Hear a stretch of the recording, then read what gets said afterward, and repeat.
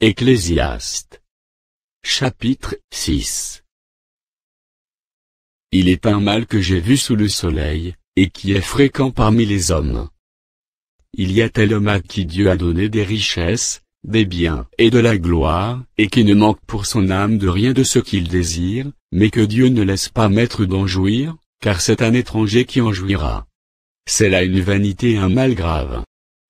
Quand un homme aurait 100 fils, vivrait un grand nombre d'années, et que les jours de ses années se multiplieraient, si son âme ne s'est point rassasiée de bonheur, et si de plus il n'a point de sépulture, je dis qu'un avorton est plus heureux que lui.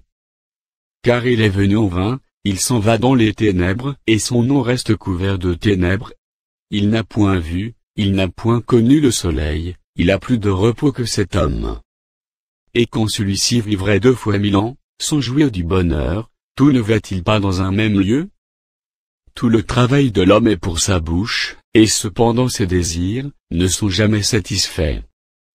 Car quel avantage le sage a-t-il sur l'insensé? Quel avantage a le malheureux, qui sait se conduire en présence des vivants?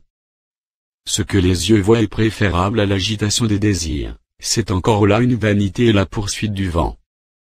Ce qui existe a déjà été appelé par son nom, et l'on sait que celui qui est homme, ne peut contester avec un plus fort que lui. S'il y a beaucoup de choses, il y a beaucoup de vanité, quel avantage en revient-il à l'homme?